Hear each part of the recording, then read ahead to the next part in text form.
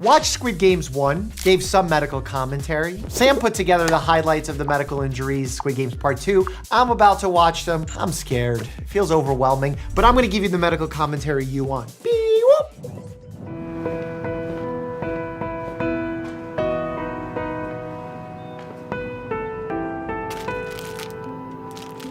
Box cutters are very dangerous because if you try and cut something very stiff, they can actually snap off. And I had something wild happen one time when I was using a scalpel as a kid to cut wood.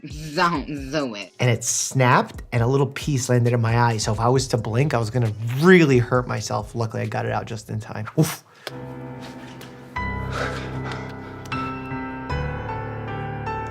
Oh. What did he find? Blood? Oh, transmitter? Oh my God, don't cut your, he's Mike Tysoning himself. Oh man. There's a part of the skull there called the mastoid process. If you get a mean infection there and it seeds to the mastoid process and you get mastiditis, you can get really sick really fast, like needing IV antibiotics, hospitalization bad. See, I get mad when people dig in their ears with Q-tips. This guy's like, no, I'm gonna get Dr. Mike extra heated and use a box cutter. Jesus. Oh. Are they pulling a healthy tooth? Oh, is this a form of torture? We watch Saw injuries and I've had enough of this. And they're not even giving him any sedation? Oh, they pulled it. That's messed up. Don't pull a healthy tooth. Oh, they put like a little bridge, a tracking bridge. I thought they were gonna do a full-on implant and I was gonna call BS on it so fast because an implant takes like 4 to 8 months depending on the process and your healing process. But they put a little bridge, so. The only thing is if they took out the back molar, what is the little bridge gonna hang on to in the back? Because they had like double, well, maybe they didn't take out the back one. I know a little dentistry too. This isn't just a game, it's more than that. If you move after red light, you're gonna be shot. Oh no, they're laughing. Take it seriously. Stay as still as you can. Don't try and run away. With that, let the game begin. Green light. Red light. He's not a very good maestro, because like, they're gonna pass him and he's still doing this. They gotta look back at him now. You gotta stand in front of your pupils, players, subjects, musicians, instrumentalists. Orchestra.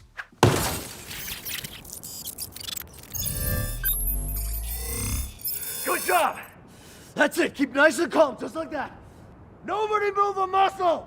When I was training Rib, this is literally how I had to act. If I started moving too fast, he would jump up and want to be playful, so I would have to like walk really carefully. And then if he looked at me, I would stop. He obviously wasn't gonna GSW me, but. What's going on? Is he high? Nope. That dude's not high. And you would know? You wanna try? Oh, no. I'm not even worried if she's allergic. I'm more worried about if she moves. What's that? It knows you're a flower. You got a bee crawling on you. A bee? Something bad's about to happen and I don't want to see it. I just moved, didn't I? Oh.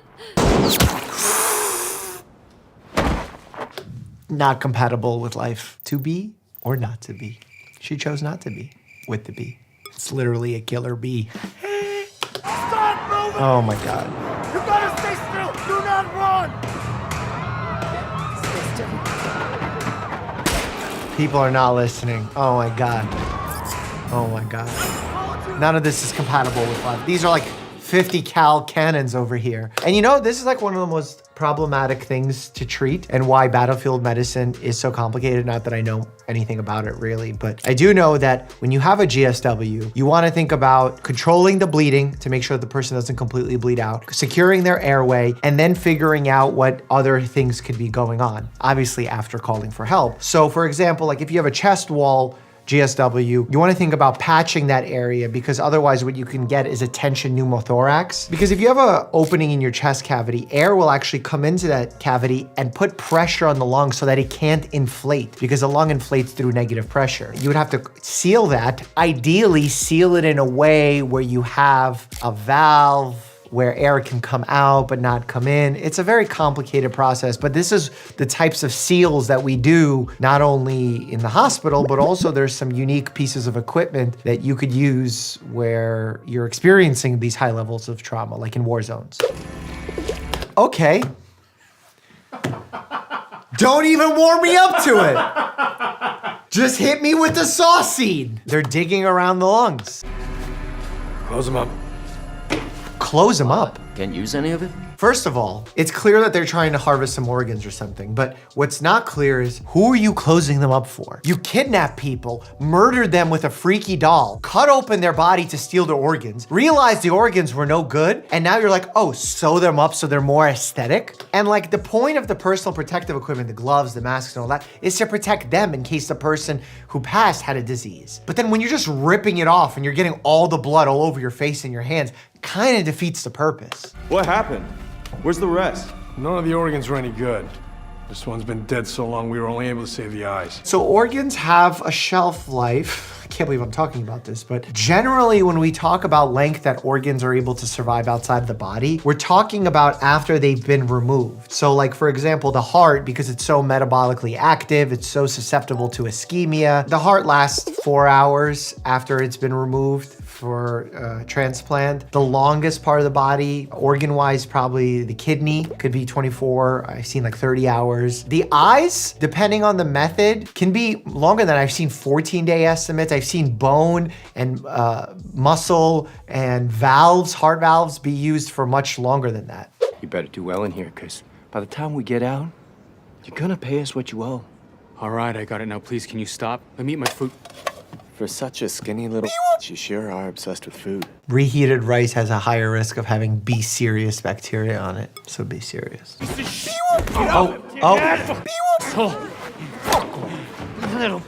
Misfits. You know, it surprises me this show is so popular. There's so much violence, negativity. I guess it's not that surprising. Hey kids, what makes you think you can behave like that? Especially while people are eating. And in front of your elders too. It's bad manners. Not to mention it's 2 against 1. Very logical, almost ChatGPT-like in his knowledge. How about instead of yip-yapping at me, you go back home to your own kids, you yell at them. What'd you say? Quiet confidence is scary. Oh. Hey, get your... Oh! He went shin kick. Lots of nerves there. Oh, he went right for the sternum. Oh, those kicks don't look like they hurt. He just goes, it's like a little slapping kick. I'm sorry, sir. Oh, he's choking him out. In these types of situations, or if you've seen someone in a chokehold, what ends up happening is usually a result of vascular blockage, meaning that they put enough force to block the blood flow both in and outflow out of the brain. Because of that, you run out of oxygen, you build up pressure, you pass out. If you apply that for long enough, you can kill someone. Even though there is still some blood traveling from the vertebral arteries from the back, because the majority of it comes from here, you can actually do some serious neurological damage by choking someone from the front. And if you do it so strong, you could actually break the hyoid bone, the floating bone. It's actually one of the things that's investigated on autopsies to see if someone was strangulated.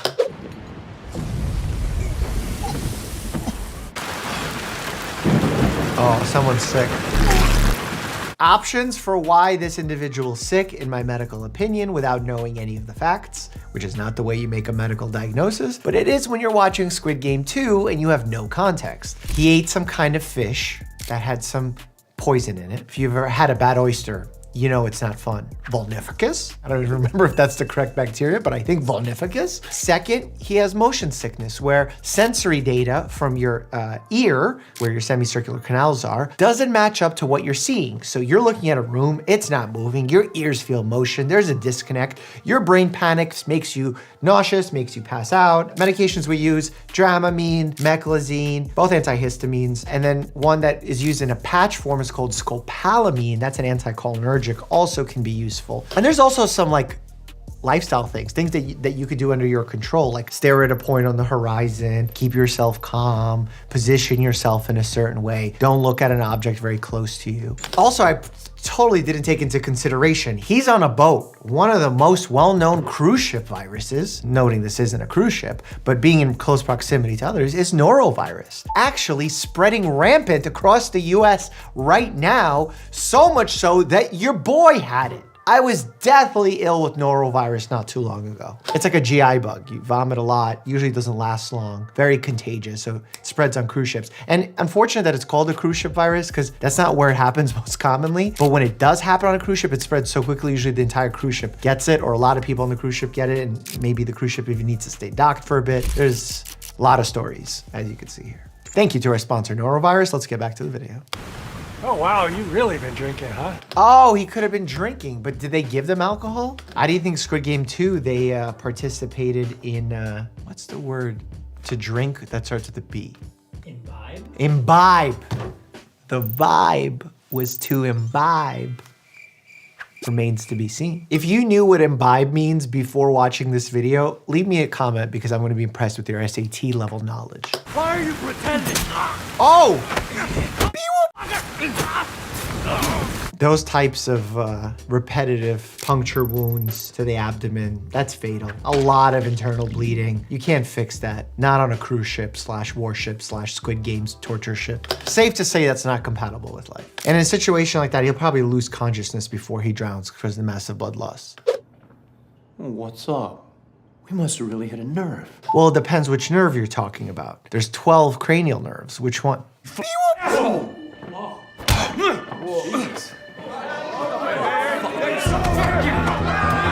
Whoever does the next Squid Game social media should include a boxing component for it.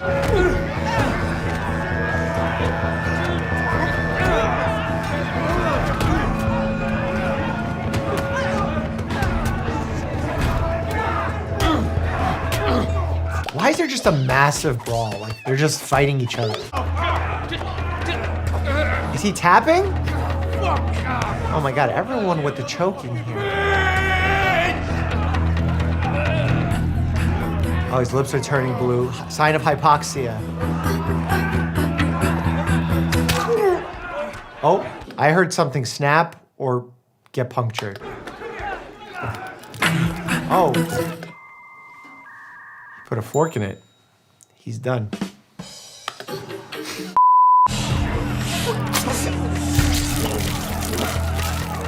See, that would happen if you get carotid arterial spray. I guess the tongue is heavily vascularized. There's a lot of communicable diseases that I'm concerned with here. Obviously not acutely, but long-term is exposure to hepatitis, human immunodeficiency virus. There's all sorts of risks that we're talking about here, and he doesn't seem overly concerned.